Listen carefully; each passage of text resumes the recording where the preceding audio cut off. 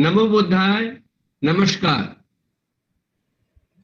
मित्रों, मैं Delhi theosophical federation का बहुत शुक्रगुजार हूं, विशेषकर मित्र डॉक्टर राजीव गुप्ता और राजीव माथुर जी का, जिन्होंने मुझे इसके लिए आमंत्रित किया है।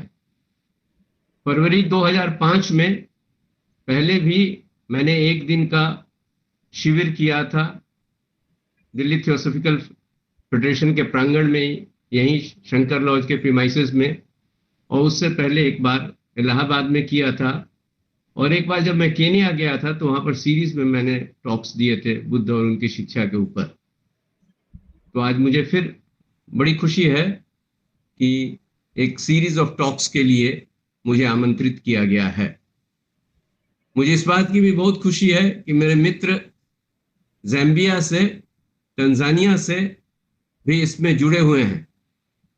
ब्रदर्स, आप लोगों का भी स्वागत है, और ब्रदर किरण जी का भी मैसेज आया था कि वे भी थोड़ी देर के बाद इससे जुड़ जाएंगे।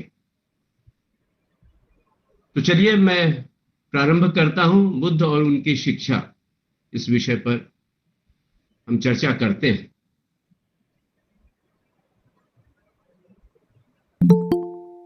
बुद्धम शरणम गच्छामि, धम्मम शरणम गच्छामि, संघम शरणम गच्छामि। बुद्ध कौन है? पहला प्रश्न यही उठता है कि बुद्ध कौन है। इस प्रश्न का उत्तर बुद्ध स्वयं देते हैं। उन्होंने ज्ञान की प्राप्ति कर ली है। बोधि वृक्ष के नीचे 35 साल की उम्र में एक ब्राह्मण उधर से आता है, उनके तेजस्वी स्वरूप को देखता है और फिर उनसे पूछता है कि तुम्हारे गुरु का क्या नाम है, तुम्हें प्रवज्ञा किसने दी, उन्होंने तुमको क्या शिक्षा दी और तुमको कैसे ज्ञान मिला। तब बुद्ध से समझाते हैं, मैं किसे अपना गुरु कहूं, मैं किसे उनके द्वारा दी गई शिक्षा कहूं। मैंने जो कुछ भी प्राप्त किया है अपने प्रयत्न से, अपने प्रयास से प्राप्त किया है। मैं कौन हूं? मैं बुद्ध हूं।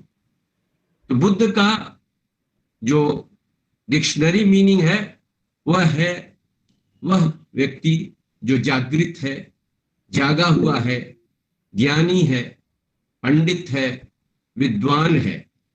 और इस प्रकार बुद्ध शब्द का इस्तेमाल विशेषण के रूप में किया गया। हम अगर देखें अपने आप को, सामान्य जन, तो देखते हैं कि हम जन्म और मृत्यु के चक्र से बंधे हुए हैं।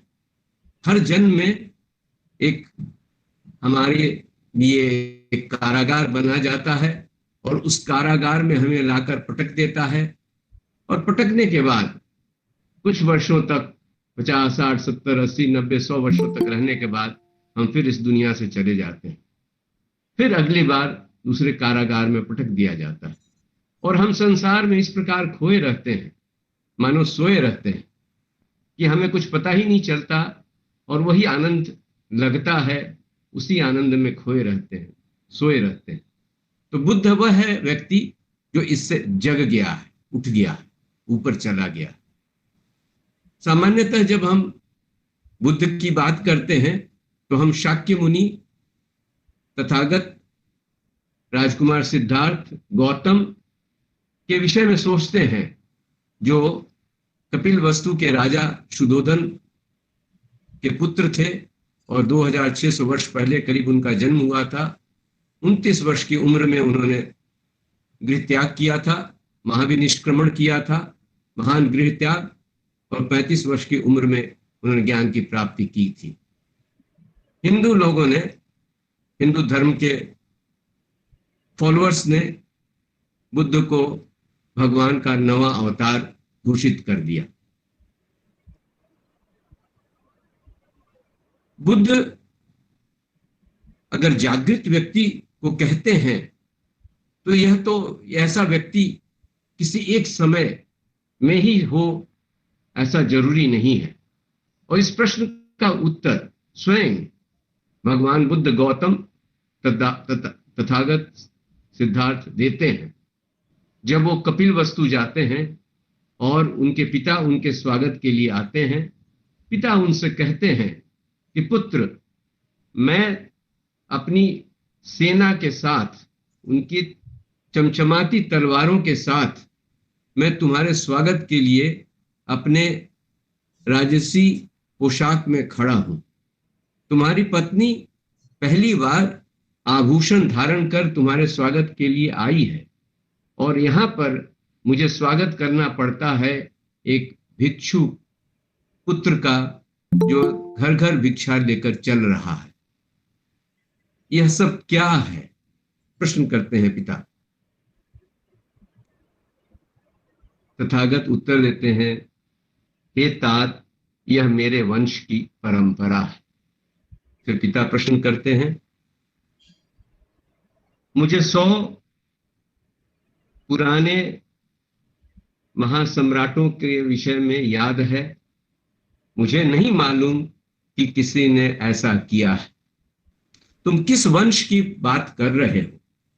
तब तथागत उत्तर देते हैं, कुल परंपरा मरणशीलों की नहीं होती है, अपितु यह बुद्ध अवतारों की होती है और युग युग से चली आती है। मुझसे पहले भी बहुत बुद्ध हुए और आगे भी होंगे, मैं भी उनमें से एक हूं, बस इतना ही कह सकता हूं। तो बौद्ध साहित्य के अनुसार कुल 28 बुद्ध हुए हैं और 27 गौतम बुद्ध के पहले हुए हैं। 28वें बुद्ध हमारे इस कहानी के महानायक गौतम सिद्धार्थ बुद्ध हुए और आगे भी होंगे। अब इतना महत्व दिया भगवान बुद्ध ने बुद्ध की शिक्षा को इतना महत्व दिया बुद्धत्व को कि धम्म पद में एक वर्ग ही बुद्ध वर्ग है। आपको दिखाई पड़ रहा है? हेलो? जी जी दिखाई दे रहा है। मेरी तस्वीर मुझे क्यों नहीं दिखाई दे रही है?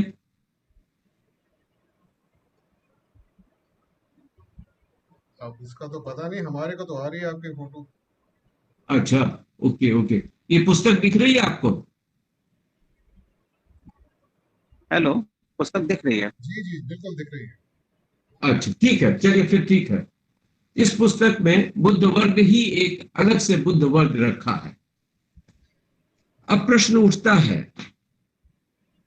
कि बुद्ध की शिक्षा का क्या महत्व है? क्यों हम आज उसका वर्णन करें, क्यों चर्चा करें, क्या आवश्यक है, उसकी क्या प्रासंगिकता है? अगर हम ध्यान से देखें तो हम पाते हैं कि हम बुद्ध की शिक्षा के बारे में थोड़ा बहुत तो अवश्य जानते हैं। इतना तो सुना ही है कि बुद्ध कहते हैं 4 आर्य सत्य के बारे में कि जीवन दुखमय है। जीवन अगर दुखमय है तो फिर बचा ही क्या?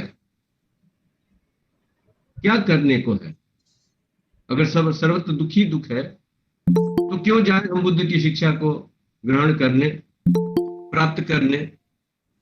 वहां अगर कुछ मिलेगा तो सिर्फ दुख ही दुख मिलेगा, ऐसा प्रश्न उठता है। और इसलिए अधिकांशतः लोग बुद्ध की शिक्षा से भागते रहते हैं।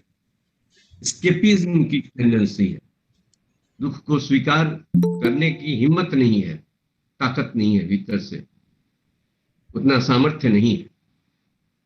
लेकिन सच में अगर हम गहराई से जाएं और जानने की चेष्टा करें तो यह सत्य है कि बुद्ध बताते हैं कि जीवन दुखमय है।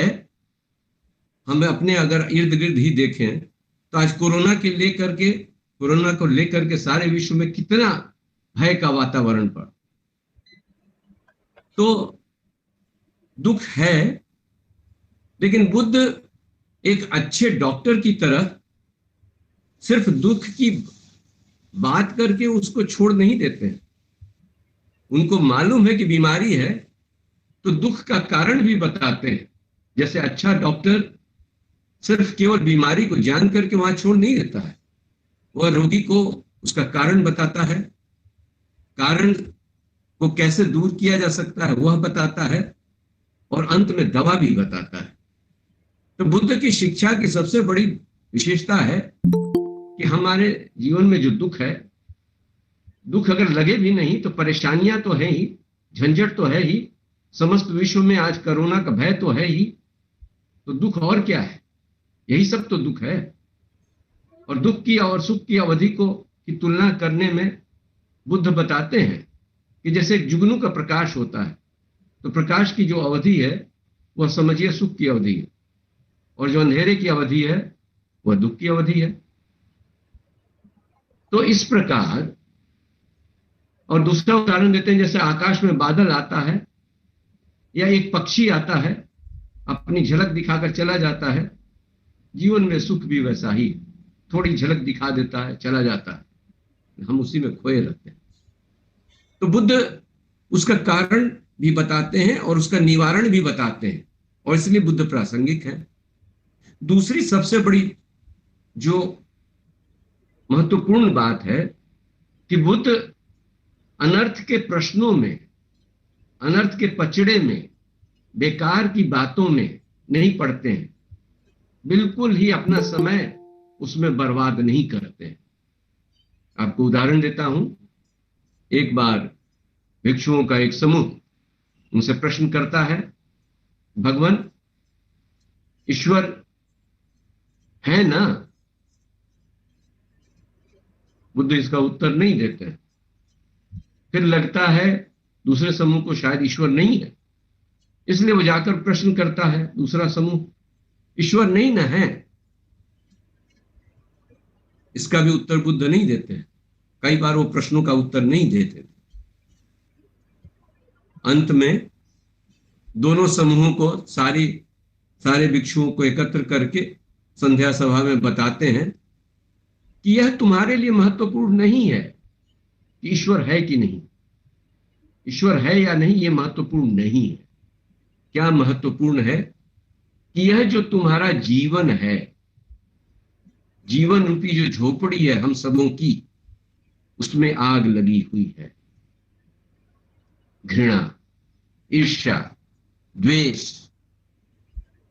सारे क्रोध, सारे दुर्गुण, लालच,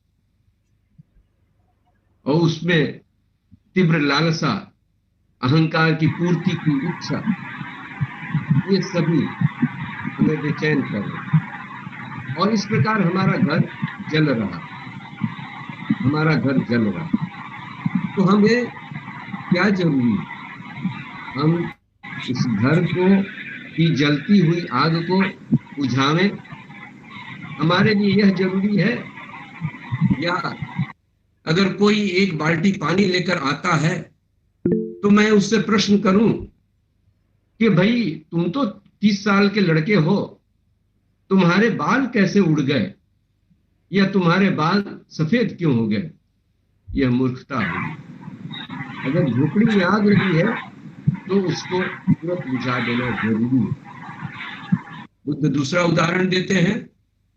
बुद्ध दूसरा उदाहरण देते हैं कि अगर तीर आकर लग गया हो, तीर लग गया हो, तो पहला जरूरी काम यह है कि आप उस तीर को निकालें और उस पर दवा दारू करें, मरहम लगाएं, बजाय इसके कि आप यह प्रश्न करें कि यह तीर लोहे का बना है या बांस का बना है, इसमें जहर लगा था या नहीं लगा था। फिजिक्स में हम लोग पढ़ते हैं कि 45 डिग्री के एंगल पे भेजिए तो मैक्सिमम डिस्टेंस जाएगा, किस एंगल पे आया था। बुद्ध कहते हैं कि इन सब प्रश्नों में अगर आप पढ़ेंगे तो आप रोगी का उपचार नहीं कर सकेंगे, आपका घाव ठीक नहीं हो पाएगा। तो इस प्रकार बिल्कुल ही जैसे अर्जुन चिड़िया की आंख को देखता है, एक शूटर बिल्कुल अपने बुल्स आई को देख करके शूटिंग करता, उसी प्रकार सर्वत्र, हर समय, हर पल, हर क्षण, हर समस्या को लेकर बुद्ध बिल्कुल टारगेट पर हिट करते हैं और प्रश्न को सीधे चुनौती के रूप में स्वीकार करके उसका समाधान देते हैं। इसलिए बुद्ध प्रासंगिक हैं। दूसरी बात, बुद्ध सदैव दूसरों का हित ध्यान में रख करके तभी कार्य करते हैं। उनमें कभी भी अपना कुछ, अपने नाम का, स्वार्थ का कुछ नहीं। एक बार एक ब्राह्मण आकर के उनसे प्रश्न करता है, आपके जब प्रवचन सुनता हूं तो उससे, आपके मुखार बिंद से कमल की सुगंध निकलती है, ऐसा क्यों? इस प्रश्न का उत्तर देते हुए बुद्ध उससे उत्तर में दूसरा प्रश्न पूछते हैं। कई बार ऐसा होता था कि बुद्ध प्रश्न के उत्तर में प्रश्न ही पूछ दिया करते थे, प्रत्युत्तर में प्रश्न ही पूछ दिया करते। बुद्ध पूछते हैं उससे, अच्छा तुम ये बताओ ब्राह्मण मित्र कि संसार में सबसे बड़ा पाप क्या होता? उसने नहीं बताया। उसने कहा आप बताइए। तब बुद्ध ने उसे बताया कि संसार में सबसे बड़ा पाप होता है झूठ बोलना। और झूठ बोलना एक ऐसा पाप है जिसके गर्भ में सभी अन्य पाप समाये हुए हैं। अर्थात आप झूठ बोलना शुरू करिए, बाकी सब पाप आपसे स्वयं हो जाएगा, स्वतः ही हो जाएगा। जैसे कमीज का पहला बटन है, गलत लगा दीजिए, बाकी सब स्वतः ही गलत लग जाएगा, कुछ करने की जरूरत नहीं है। गंगा गौमुख से निकलती है, वहां चल के पोटेशियम साइनाइड डाल दीजिए, गंगा पूरे यात्रा में ही जहरीली रहेगी, कुछ करने की जरूरत नहीं पड़ेगी। तो कहते हैं कि ये सबसे बड़ा पाप है। और फिर समझाते हैं कि बोधिसत्व का जन्म धारण करने के बाद से मैंने कभी जीवन में झूठ नहीं बोला, और झूठ नहीं बोलने के इसी कारण की वश मेरे मुख से कमल की सुगंध निकलती है। तो बुद्ध सदैव सदैव अपने श्रोता के समस्या को ध्यान में रखकर उसकी क्या स्थिति है, जो ऐसे एक अच्छा जो शिक्षक होता है वो अपने विद्यार्थी के स्तर को समझते हुए तब उसको बताता है, विषय को समझाता है। वैसे ही जैसे एक अच्छा होम्योपैथ का डॉक्टर विभिन्न बीमारियों के लिए विभिन्न डोजेस को देता है, किसी को अधिक डोज देता है, किसी को कम, या कोई भी डॉक्टर देता है, उसी प्रकार आप याद करिए, किस्सा गौतमी जाती है, उसका नवजात शिशु मर गया। नवजात शिशु मर गया है, उसे मृत्यु के बारे में मालूम नहीं है। वह जाकर के पूछती है कि भगवान मुझे लोग बता रहे हैं कि आप इस बच्चे का इलाज कर सकते हैं, तो आप इसका इलाज कर दीजिए। बुद्ध देखते हैं कि इनको मालूम नहीं है कि मृत्यु क्या होती है। कहते हैं कि ठीक है, मैं तुम्हारे पुत्र को जीवित कर दूंगा, तुम सिर्फ एक काम करो, जाकर किसी घर से, गांव में किसी एक घर से थोड़ी सी सरसों ला दो। सिर्फ यह ध्यान रखना कि वहां कोई भी व्यक्ति मृत्यु को प्राप्त नहीं हुआ है। वह घर घर जाती है, लोग सरसों तो देते हैं, लेकिन जब कहती है कि कोई मरा तो नहीं, तो कहते हैं क्या कहती हो बहन, जिंदा बहुत कम है, मरे बहुत ज्यादा है। वापस कर देती है। दूसरे घर में जाती है, खटखटाती है, फिर सरसों मिलती है, लेकिन कोई कहता है सरसों बोने वाला काटने के समय से पहले ही चला गया। और अंत में घूमते घूमते बुद्ध के पास आकर कहती है कि भगवान मुझे आप बताइए कि वो सरसों कहाँ मिलेगी। तब बुद्ध ने समझा कि इसकी मन की स्थिति ऐसी हो चुकी है, इसे शिक्षा दी जा सकती है। तब उसे वो जन्म और मृत्यु के संबंध में बताते हैं। तो इस प्रकार ऐसा शिक्षक एक अद्वितीय शिक्षक। इसलिए बुद्ध का महत्व है। दूसरी बात जो मैं समझता हूं कि अगर मैं आपसे पूछूं कि आपके और हमारे जीवन में सबसे बड़ा प्रॉब्लम, सबसे बड़ा चैलेंज क्या है आध्यात्मिक दृष्टि से, तो मैं समझता हूं आपको अगर दो चार चॉइस दिया जाए तो आप सभी मन का प्रबंधन, मैनेजमेंट ऑफ माइंड, इसे आप सबसे चुनौती भरा, सबसे बड़ी चुनौती कहेंगे। और ये आप देखते भी हैं, भगवत गीता में भी भगवान श्री कृष्ण कहते हैं कि मन वायु के समान है। सर्वत्र मन को चंचल कहा गया है और मन को वश करने को सबसे बड़ी चुनौती कही गई है।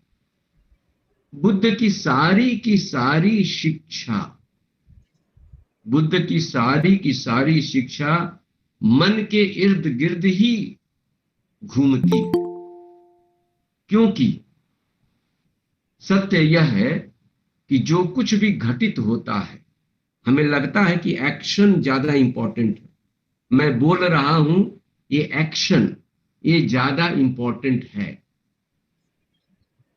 लेकिन क्या इसके पीछे अगर सोचा नहीं जाता तो क्या जो बातें कही जा रही हैं वो कही जाती?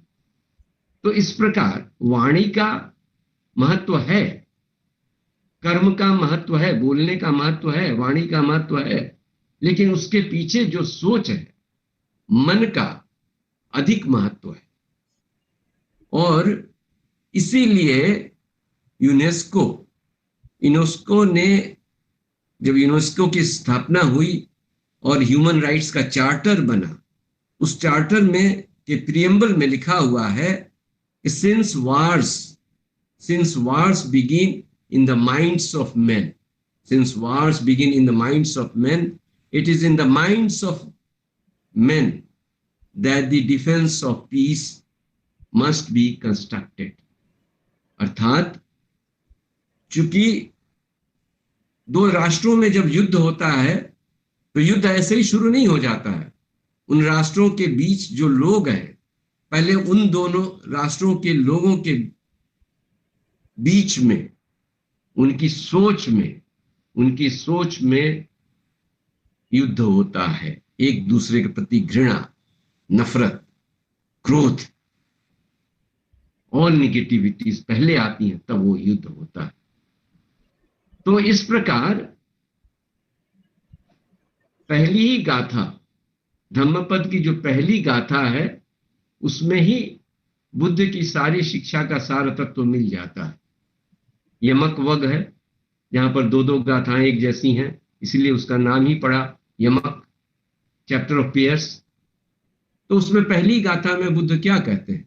भगवान बुद्ध कहते हैं मन ही सभी प्रवृत्तियों का प्रधान है, सभी धर्म अर्थात कर्म, अच्छा या बुरा, सभी मन से ही उत्पन्न होते हैं।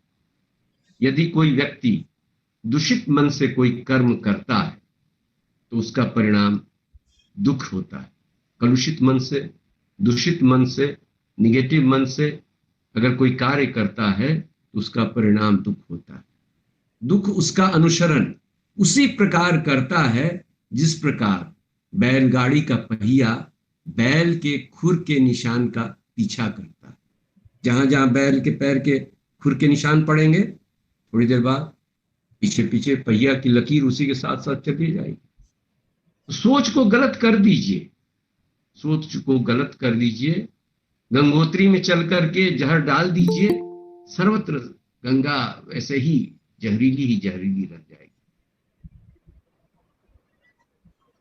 इसके विपरीत दूसरी गाथा में भगवान बुद्ध सिमिलर गाथा वहां भी कहते हैं मन ही सभी प्रवृत्तियों का प्रधान है, सभी कर्म और धर्म मन से ही अच्छा या बुरा सृजित होते हैं। यदि कोई प्रसन्न मन से, पवित्र मन से, शुद्ध मन से कुछ कहता या कुछ करता है तो जीवन में उसका फल सुख होता है, सुखदायी होता है। सुख उस व्यक्ति का पीछा उसी प्रकार नहीं छोड़ता है जिस प्रकार मनुष्य की छाया कभी उसका साथ नहीं छोड़ती है।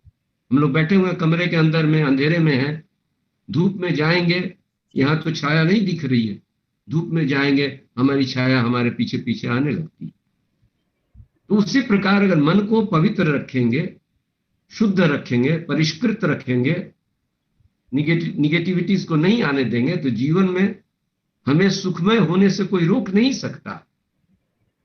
और बुद्ध इस बात को अपनी शिक्षा में अकालिको कह करके संबोधित करते। अकालिको, अ मीन्स नहीं, कालिक माने समय, इसमें समय नहीं लगेगा। आप अपने जीवन में निगेटिविटीज लाइए, किसी के प्रति क्रोध करिए, तुरंत दुखी हो जाइएगा, और किसी के प्रति मैत्री का भाव उत्पन्न करिए, पॉजिटिविटी लाइए, शुद्ध मन लाइए, तुरंत उसका आपको आनंद मिलेगा। तो बुद्ध कहते हैं अकालिको, इसमें समय नहीं लगने का। ऐसा नहीं कि आज कोई कर्म किया, इसका परिणाम 200 साल के बाद अगले जन्म मिलेगा, ऐसा बुद्ध नहीं करते। अकालिको, आप मन को पवित्र करिए, परिणाम शुभ तुरंत मिलेगा। मन को अपवित्र करिए, परिणाम तुरंत दुखदाई तुरंत मिलेगा। एक तो कहते हैं अकालिको, तुरंत मिलेगा, और दूसरा यही पस्सिको, यही मतलब आओ, पस्सिको मतलब देखो। तो बुद्ध कहते हैं कि अगर मैंने देखा है, यही पस्सिको मैंने देखा है, तो तुम भी आओ और देखो, तुम भी यही देखोगे। कोई दूसरा व्यक्ति भी आएगा तो यही देखेगा। जैसे एक्सपेरिमेंट करता है लेबोरेटरी में साइंटिस्ट, 2KClO3 पोटेशियम क्लोराइड को गर्म करता है, मैग्नीज डाइऑक्साइड के साथ ऑक्सीजन मिलता है। वो कोई भी व्यक्ति जाएगा, जो उसको गर्म करेगा, उसको मिलेगा ही ऑक्सीजन गैस। या 2 भाग हाइड्रोजन मिलाइए, 1 भाग ऑक्सीजन मिलाइए, दोनों को सिंथेसिस कीजिएगा, इलेक्ट्रोलाइसिस कीजिएगा, पानी मिलेगा ही। हर व्यक्ति देख सकता है। तो बुद्ध इस बात को कहते हैं कि तुम भी आकर देखो। और बुद्ध बाइगट नहीं है, वो अपना मतलब रूढ़िवादिता, अपनी बातों के साथ जकड़ करके लोगों को बात नहीं बताते हैं। कलाम सुत्त में कहते हैं कि किसी बात को इसलिए मत स्वीकार करो क्योंकि ये पीढ़ियों से चली आ रही है, दूसरे लोग कर रहे हैं, पुस्तकों में लिखा हुआ है, हमारे बुजुर्गों ने किया। या फिर यहां तक कहते हैं इसलिए मत करो क्योंकि मैं कहता हूं। जो कुछ भी तुम को प्राप्त होता है उसको तुम तर्क की कसौटी पर कसो, अपनी बुद्धि को लगाओ और उसको देखो कि सही है कि नहीं। उस पर यह भी कसो कि उससे क्या सामान्य लोगों का, अधिक से अधिक लोगों का लाभ हो सकता है कि नहीं। अगर लाभ हो सकता है तब उसको स्वीकार करो और जीवन में उसको उतारो। तो इतना ओपननेस है, इतना ओपननेस है, इतना छूट है। इसका कारण क्या है? कारण यह है कि बुद्ध जब निर्वाण की सीढ़ी पर भी के दरवाजे पर खड़े हैं, जहां से वो निर्वाण को प्राप्त करके चले जाएंगे ऊपर के लोक में, वहां पहुंच करके भी वो यह नहीं कहते कि मैं भगवान हूं, वो ये नहीं कहते कि मैं भगवान का अवतार हूं, वो ये नहीं कहते कि मैं प्रोफेट हूं, मैं अंतिम प्रोफेट हूं, वो ये नहीं कहते कि मैं सबसे बड़ा हूं। वे क्या कहते हैं? वे कहते हैं कि मैं सिर्फ वही हूं जो आप हैं। हाथ पकड़कर, हमारा हाथ पकड़ करके वो कहते हैं कि मैं वही हूं जो आप हैं। अंतर सिर्फ यह है कि मैं भी कुछ वर्षों पूर्व तक आपकी ही तरह रो रहा था, लेकिन अपने प्रयत्न से, परिश्रम करके मैं यहां पहुंचा हूं। और आज जब मैं माउंट एवरेस्ट के समिट पर खड़ा हूं तो वहां से मैं आनंदित होकर हंस रहा हूं। और यह सब आपके आपके हस्तरेखा में भी लिखा हुआ है कि आप भी प्रयत्न करें तो यहां तक पहुंच सकते हैं। तो इस प्रकार हमारा हाथ पकड़ करके डूबते हुए आदमी को बचाने के लिए बुद्ध तैयार है, प्रोवाइडेड वह व्यक्ति इसके लिए प्रयत्न करे कि वह भी डूबने से अपने आप को बचाना चाहता है। और इस प्रकार बुद्ध एक अपवाद के रूप में मानव जाति की सोच के इतिहास में एक अपवाद के रूप में दृष्टिगत होते हैं। हम लोग हिंदू मिलकर के उनको भगवान भी बना दिया, लेकिन उन्होंने सदैव मूर्ति पूजा की भर्त्सना की, धार्मिक अनुष्ठानों को, कर्म कांडों को गलत बताया। हमने उनको मूर्ति दे दी, उनको भगवान बना दिया, लेकिन उन्होंने अपने आप को मनुष्य तक ही रखा। और इसलिए अगर किसी को आशा की किरण मिलती है कि वह भी अपना आध्यात्मिक उत्थान कर सकता है, तो वह बुद्ध में ही मिलता है। और मन के मैनेजमेंट के लिए जो गुण है उसका इतना बढ़िया प्रतिपादन किया है बुद्ध के साहित्य में। एक जगह कहते हैं कि जितना बुरा हमारा आपका सारे शत्रु मिलकर भी नहीं कर सकते, सारे शत्रु मिलकर भी नहीं कर सकते हैं, उससे ज्यादा बुरा हमारा चित्त, हमारा मन कर जा सकता है अगर यह गलत दिशा में लगा हुआ। इसके विपरीत कहते हैं कि उसी चित्त वर्ग में गाथा 43 में कहते हैं कि जितनी भलाई हमारे माता पिता या दूसरे भाई बंधु, हमारे मित्र सभी मिलकर जितनी भलाई हमारा नहीं कर सकते हैं, उससे अधिक भलाई कर जाएगा हमारा मन, हमारा चित्त, अगर यह सही मार्ग पर लगा हुआ। तो इसलिए दोस्तों, मुझे बुद्ध प्रभावित कर जाते हैं और मुझे लगता है कि मानव जाति के लिए अगर आशा की किरण है तो वो बुद्ध में विद्यमान है।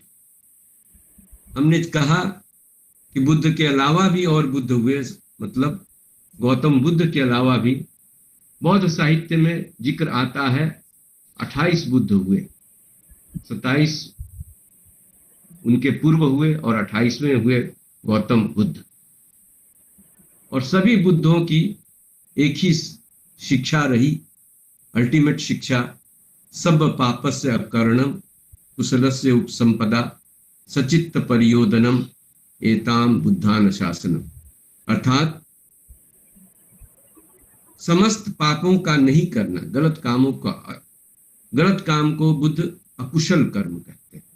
समस्त अकुशल कर्मों को नहीं करना, कुशल कर्मों का सृजन करना, अच्छे कर्मों को करना, उनकी उपसंपदा प्राप्त करना, पुण्य कर्मों की संपत्ति प्राप्त करना और अपने चित्त को सही दिशा में लगाना, अर्थात पवित्र दिशा में लगाना, यही बुद्धों की शिक्षा। तो 28 बुद्ध कौन थे? उनमें से बौद्ध साहित्य में सिर्फ 3-4 बुद्धों के बारे में विस्तृत जानकारी मिलती है और बाकी के बारे में बहुत कुछ साहित्य उपलब्ध नहीं है।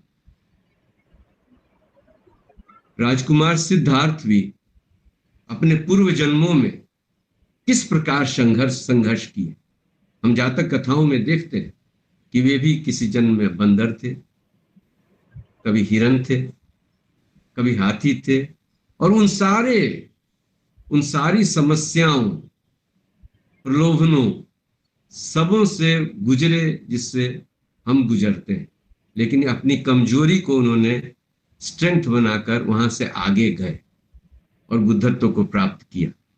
तो कैसे कैसे उनकी यात्रा रही और बुद्ध बीच में श्रोतापन, सकृतागामी, अनागामी, अरहत होने की स्थिति को छोड़ करके फिर बुद्धत्व को प्राप्त किया। कैसे प्राप्त किया, इस स्ट्रगल की कहानी को भी हम लोग जारी रखेंगे अगली चर्चा में। और आज के लिए बस यहीं विराम करता हूं। जिसको कोई अगर प्रश्न हो तो प्रश्न कर सकता है। धन्यवाद। Thank you brother, thank you. किसी मेंबर को कोई क्वेश्चन या कमेंट करना है तो प्लीज कर लीजिए।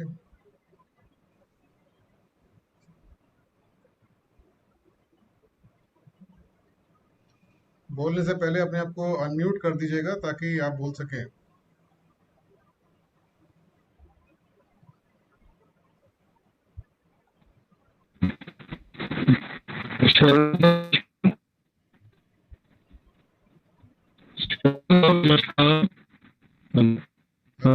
भटनागर जी, आपकी आवाज क्लियर नहीं है, थोड़ा सा।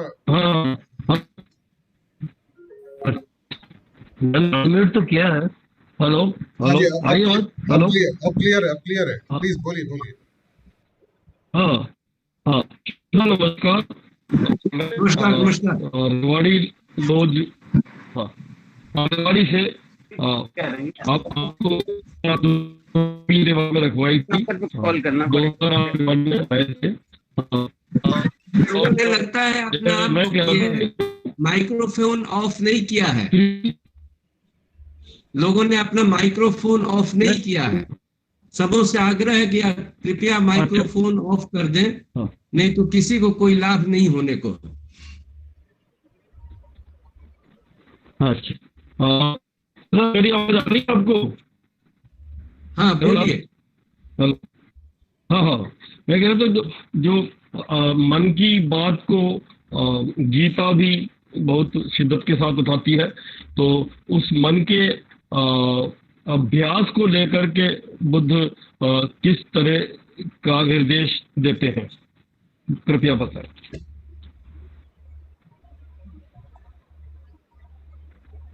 आप अपना प्रश्न फिर से रिपीट करिए त्रिभुवन भाई साहब। जी हाँ, मन के अभ्यास को लेके गीता भी कई सारी बातें करती है, लेकिन बुद्ध ने मन को जो हम कंडीशनिंग देंगे वो उस पे किस प्रकार से उस बात को निर्देशित किया है। मन की कंडीशनिंग कैसे करेंगे? मन के मैनेजमेंट के लिए भगवान जी हाँ, आप अपना अब म्यूट कर लीजिए। म्यूट कर लीजिए। जी हाँ कर लीजिए। जी हाँ।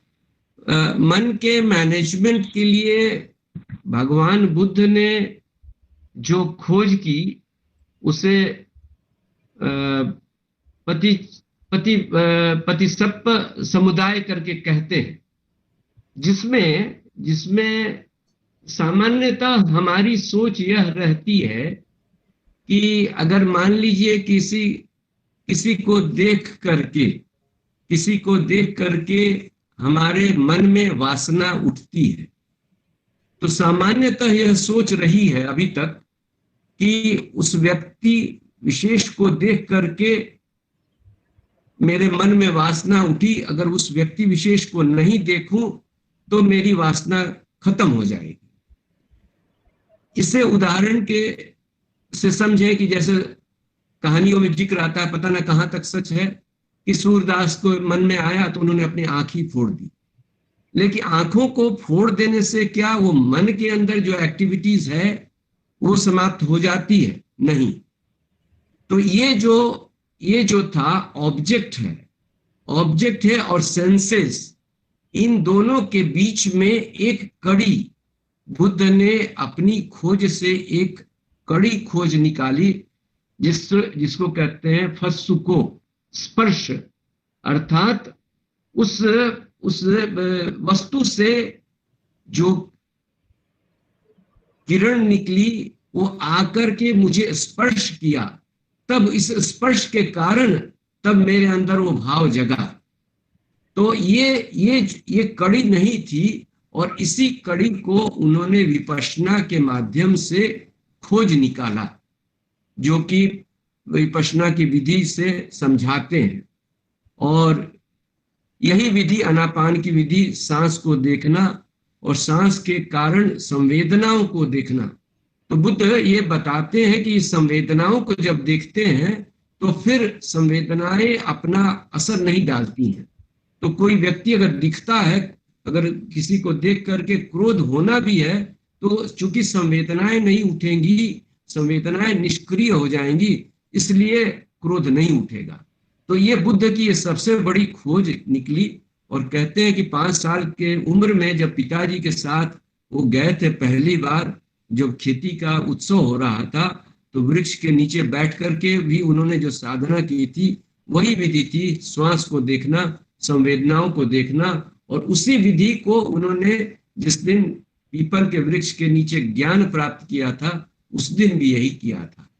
तो विपश्यना की जो विधि है उस विधि को प्रैक्टिकल रूप में अगर आदमी उसको प्रैक्टिस करता है, श्वासों के आना जाना को देखता हुआ, अपने संवेदनाओं को देखता है और निष्क्रिय भाव से देखता, निष्पक्ष भाव से देखता है, तो बुद्ध की शिक्षा के अनुसार अगर प्रैक्टिस करता है तो धीरे धीरे उसके अंदर का रूपांतरण होता रहेगा, अंदर का शुद्धिकरण होता जाएगा और वह व्यक्ति बदलता जाएगा। यही बुद्ध की, लेकिन ये सारा का सारा खेल प्रैक्टिस का है, सारा का सारा खेल प्रैक्टिस का है। थियोरेटिकली कोई व्यक्ति इसको प्राप्त कर ले ऐसा संभव नहीं। बट नागर जी, आपको आंसर क्लियर हो गया? आपकी क्वेरी सॉल्व हो गई? जी हाँ, धन्यवाद। Thank you. धन्यवाद। कोई और मेंबर कुछ कमेंट या क्वेश्चन पूछना चाहेगा?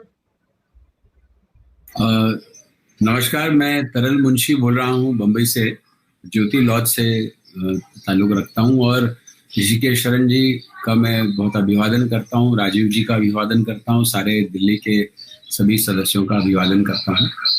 मैं थोड़ा सा ऋषिकेश शरण जी के जो 4 वॉल्यूम्स हैं धम्मपद के, उससे काफ़ी प्रभावित हुआ हूँ और एक कोशिश शुरू की है, और वो ये है कि धम्मपद की सारी कथाओं को और गाथाओं को वीडियो के रूप में आप सबके सामने लाने की। तो अभी प्रथम टीजर उसका बनाकर मैंने भेजा है, मैंने व्हाट्सएप पे भेजा हुआ है। तो अगर वो सभी को भेज दें तो मुझे भी एक अगली मीटिंग में कुछ सुझाव मिलेंगे आप सब लोगों के। ऋषि जी से तो मैं रोज बात करता हूँ, और अगर आपकी अनुमति हो तो मुझे मालूम नहीं, लेकिन मैं कैमरे के सामने 1 मिनट का टीजर दिखाऊं आप लोगों को। ब्रदर, आपने वो टीजर यूट्यूब पे डाला हुआ है क्या? हाँ सर, यूट्यूब पे डाला हुआ है, उसका लिंक मैंने भेजा है।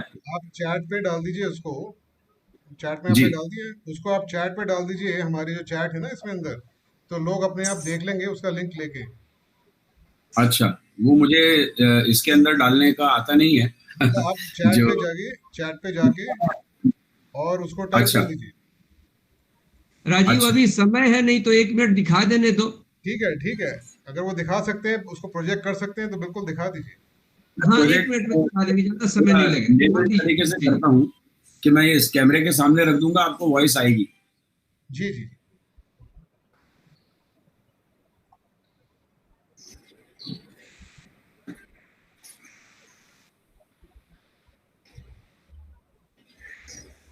ये मैंने राजीव जी को आपको ही लिंक भेजी है, वही लिंक मैं यहाँ पर प्ले कर रहा हूँ। ओके। तो आप सारे सदस्यों को भेज देंगे तो अच्छा। जी, बिल्कुल।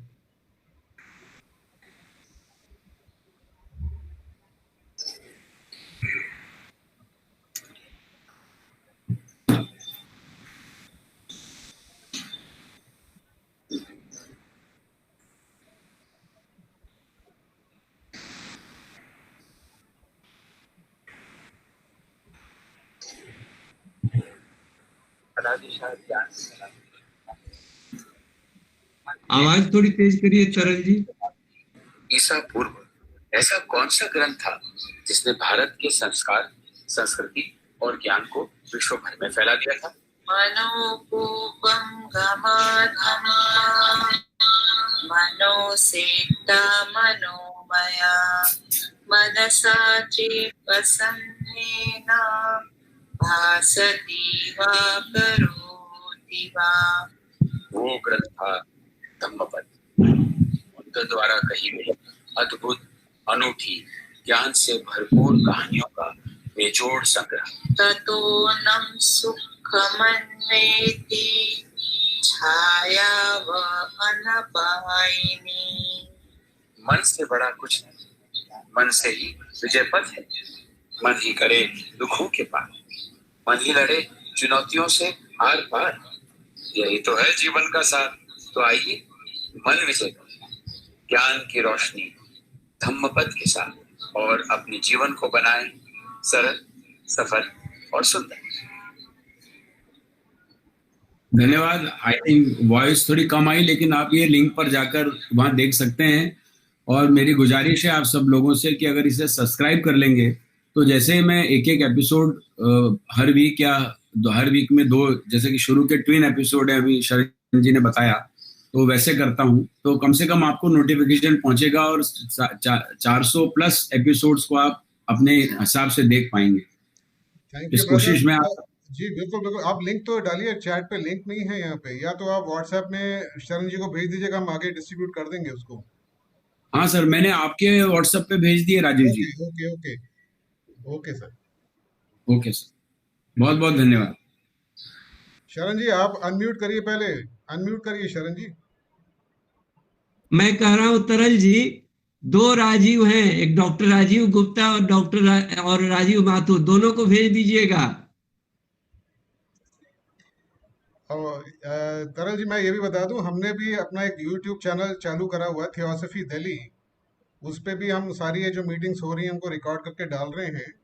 तो मेरे रिक्वेस्ट है यूट्यूब पे थियोसफी दिल्ली के नाम से चैनल को ज़रूर देखें और सब्सक्राइब करें। तो हम लोग ज़्यादा से ज़्यादा लोग जो मिस भी कर देते हैं मीटिंग को, वो भी उसको अटेंड कर सकते हैं।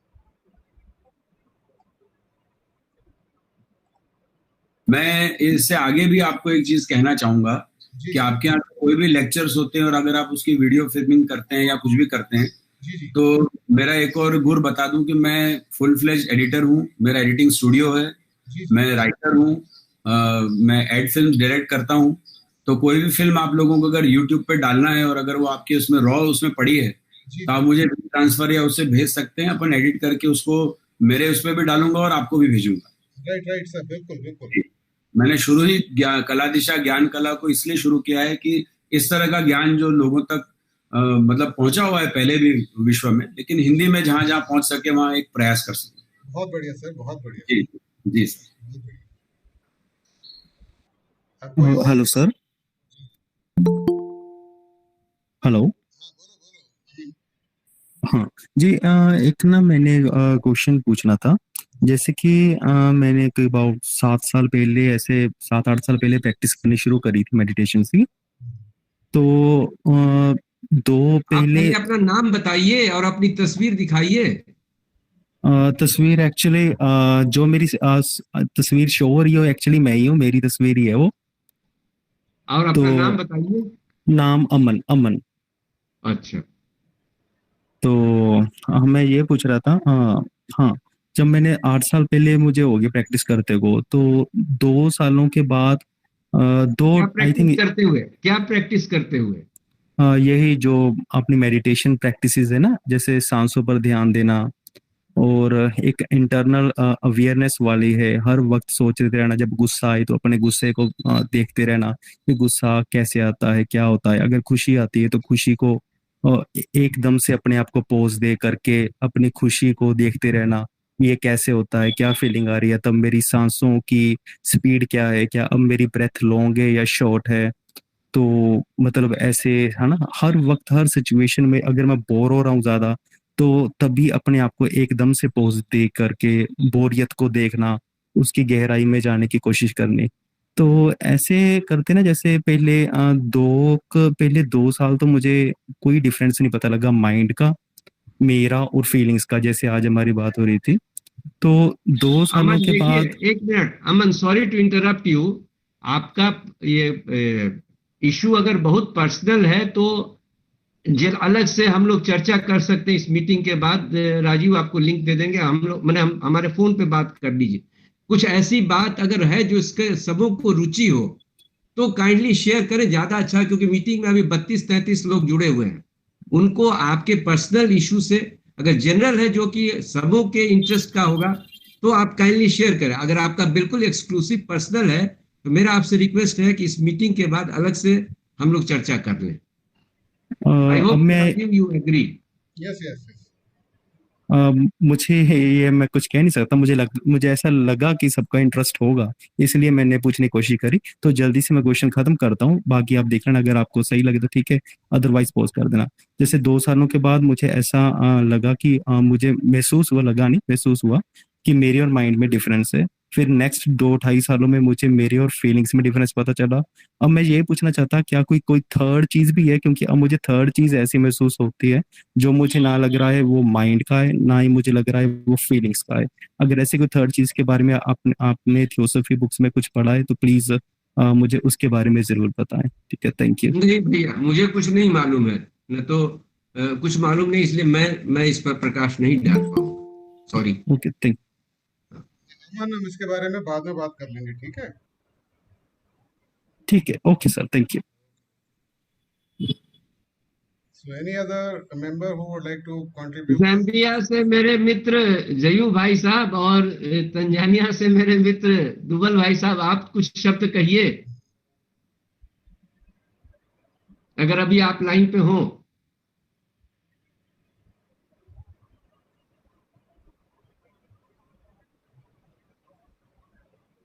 लाइन पर करते हैं जयू संपत।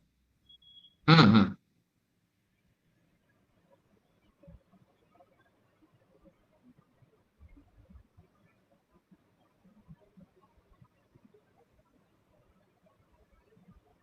जयू संपत भाई साहब और दुबल भाई साहब, अगर आप लाइन पे हो तो कुछ सही कहिए, बहुत दिनों के बाद आपसे चर्चा हो रही है। चलिए, लगता है वो नहीं संपर्क हो रहा है। और किसी को कोई प्रश्न हो? ऋषि जी, प्रमोद। हाँ हाँ, बोलिए प्रमोद जी, आपका बहुत स्वागत है। नमस्कार।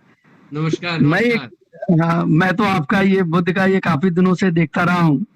एक छोटी सी जो मौलिक बात है उस पर मैं जानना चाह रहा था कि आप प्रकाश डाल पाए कि जो हम गीता या रामायण वगैरह की बातें पढ़ते हैं, सुनते भी आए हुए हैं बचपन से, तो आपको इसमें क्या ऐसा चीज प्रभावित किया जो आप बुद्धिज्म की ओर आकर्षित हुए और इतना रुचि लेकर इस स्तर पर आप पहुंच पाए? देखिए ये बड़ा व्यवहारिक एक मौलिक क्वेश्चन है, बट मुझे लगा कि मैं पूछूं इस वक्त। नहीं, जरूर जरूर, आपने अच्छा किया पूछा। 1879 में जो एक पुस्तक छपी इंग्लैंड में, लाइट ऑफ एशिया, उसके author sir Edwin Arnold, Sanskrit college Poona के प्रिंसिपल और टेलीग्राफ अखबार के लंदन के एडिटर। इस पुस्तक में भगवान बुद्ध के जीवन और उनकी शिक्षा की कहानी है। इस पुस्तक ने इतना तहलका मचाया कि इसके 140 एडिशन छपे। इस पुस्तक की प्रस्तावना में लेखक कहता है, एडविन एर्नोल्ड, कि संसार का सारा बौद्ध साहित्य उसमें मत में भेद है कि बुद्ध का क्या साहित्य है। हीनयान है, महायान है, वज्रयान है, लोटस सूत्रा, लेकिन संसार का कोई साहित्य ऐसा नहीं है जो भारतवर्ष के इस चरित्रवान राजकुमार के चरित्र में जरा सा भी लेश मात्र कलंक खोज निकालता हो, दोष। तो ये बहुत बड़ी बात है। इस राजकुमार के चरित्र में इतनी बड़ी बात, लेश मात्र भी इसमें कलंक नहीं दिखता है। और अगर हम जातक कथाएं भी देखें तो उसमें बुद्ध का जीवन इतना प्रेरणादायक मिलता है प्रमोद। एक पूर्व जन्म में जैसे वो ब्राह्मण थे, जंगल से होकर गुजर रहे थे, उस राज्य में उस समय दुर्भिक्ष आया हुआ था। एक शेरनी को देखते हैं कि अपने बच्चों के साथ, नवजात शिशु है, मर जाएगी, बच्चे भी मर जाएंगे शाम तक, क्योंकि उनको मांस नहीं मिलेगा। इनके पास कोई लायबिलिटी नहीं थी, परिवार का कोई बोझ नहीं था, इन्होंने सोचा अगर मेरे हृदय में प्रेम है तो कुछ नुकसान तो होता नहीं है, और वो जाकर के उस शेरनी के सामने खड़े हो जाते हैं, अपने शरीर का पूरा दान दे देते हैं। तो ऐसा व्यक्तित्व, ऐसी कहानी सुनने को नहीं मिलती है। एक जातक कथा में जिक्र आता है कि एक जन्म में एक बहेलिया तीर चलाता है, वो तीर जाकर के इनकी मां को लग जाता, ये देख लेते हैं तो उछल करके ऐसा चले जाते हैं कि तीर इनको लग जाता है, इनकी मां को बचा दिया जाता है। एक जन्म में एक कबूतर के रूप में एक कबूतर की जान बचाने के लिए अपने शरीर का अंग देते। तो ये सब चीजें जो कहानी पढ़ी तो इतनी बड़ी प्रभावित करती है। और मैक्स मूलर कहते हैं कि बुद्ध की सबसे बड़ी विशेषता है कि जो कुछ भी कहते हैं उसको जीवन में खुद उतारते हैं। तो ये सारी बातें बहुत प्रभावित की, और व्यक्तित्व ही बहुत प्रभावशाली है। अब जैसे एक जन्म में एक मोती लेकर आते हैं, इतना कीमती मोती है, जाते हैं लेकर के आते हैं जिससे कि पूरा का पूरा साम्राज्य खरीद सकते हैं, लेकिन गांव में आकर देखते हैं कि उनकी पत्नी वहां भी अकाल पड़ा हुआ है, खाने के लिए मोहताज है। तो उस मोती को देख करके एक बोरा केवल अन्न लेते हैं और अपनी पत्नी की जान बचाते हैं, पूरे राज्य के बराबर के मोती दे देते हैं। तो कहते हैं, बुद्ध स्वयं कहते हैं कि मैंने उस मोती का जो उस जीवन में त्याग किया, इससे मेरे अंदर में बुद्ध बनने की लालसा जागृत हुई। तो मतलब 90 मैं उनके व्यक्तित्व से ही इतना प्रभावित हुआ हूं, जैसा कि अनूठा व्यक्तित्व और कहीं देखने को मिलता नहीं है। और जो भी कहते हैं बिल्कुल हिट करके, प्रॉब्लम से भागते नहीं है, प्रॉब्लम को लेके जूझते हैं और उसका सॉल्यूशन निकालते हैं। इसी से अच्छा लगा।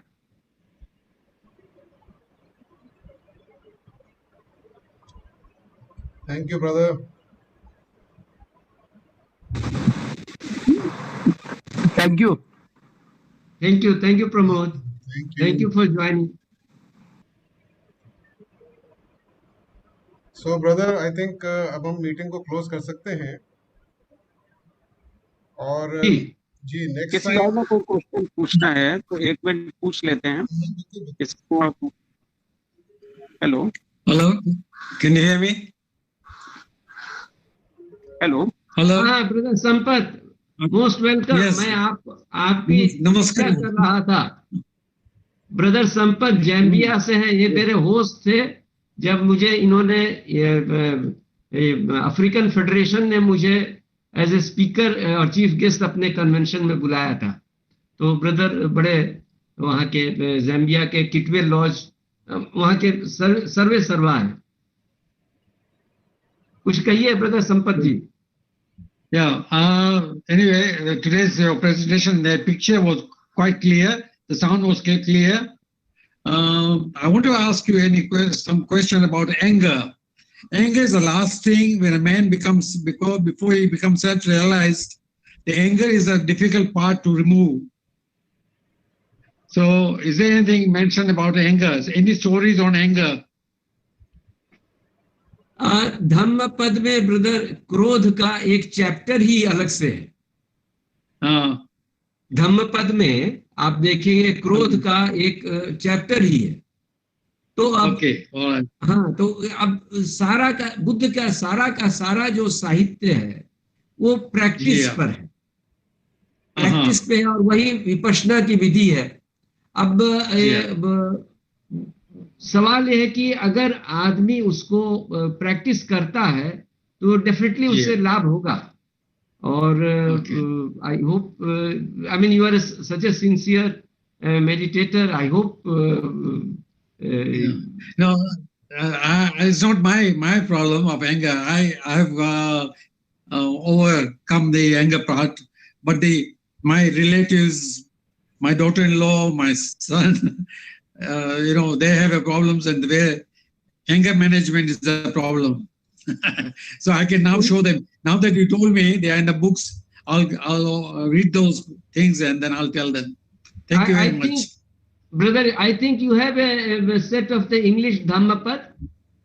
Yes, I have. Yeah, I'll go through now. There is chapter in that on anger. Fine. I'll go through it now. There are innumerable stories there. Yeah.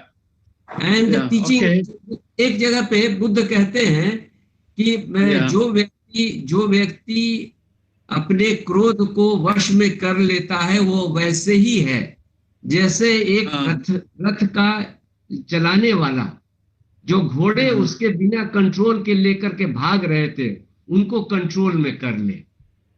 जी। और उसकी फिर कहानी बता, तो आप उसको देखिएगा, that is really very helpful. Thank you very much. Thank you. हाँ, thank you thank you brother for joining. Thank you for joining. आपकी जो ये ट्रांसलेटेड बुक्स है ये कहाँ अवेलेबल है ताकि जो कोई लेना चाहे वो ले सके? वो आपको एड्रेस दे दें। मैं एक बंबई में सारी किताबें रखी हुई हैं। मैं हमारे जो मित्र हैं जिनके पास दिनेश सिंह है उनको भी रिक्वेस्ट किया था ज्वाइन करने के, नहीं किए हैं, तो दिनेश सिंह का नंबर दे देंगे, आप एड्रेस भेज दीजिए, वो वहां से भेज देंगे पुस्तकें। पोस्ट से आजकल थोड़ा दिक्कत है आने में क्योंकि पोस्ट वगैरह सब धीरे चल रहा है, लेकिन वही सिलसिला है, आ जाता है, कोई दिक्कत नहीं है। आपकी ऑनलाइन अवेलेबल नहीं है? ऑनलाइन जैसे कोई परचेज करना चाहे कहीं पे? नहीं, वो किताबें बिक्री की नहीं है। अच्छा, बिक्री की नहीं है। बिक्री की सिर्फ एक किताब है, सिद्धार्थ का जीवन सहस्त्र प्रश्न और उत्तर। ये किताब ताइवान यहाँ से छपी, हिंदुस्तान में छपी, और इसकी कीमत है 100 रुपये। वो उपलब्ध है प्राइस पे। अदरवाइज सारी किताबें, ये सारी किताबें जो है ये सब हैं सो फॉर फ्री डिस्ट्रीब्यूशन है ये। तो ये जो है सो वही मैं नंबर दे दूंगा आपको, व्हाट्सएप कर दूंगा। हाँ, ये सब सारी किताबें ये सब for free distribution. And my greetings for your Kitwe lodge brother. Hello, my greetings for Kitwe Lodge, Zambia.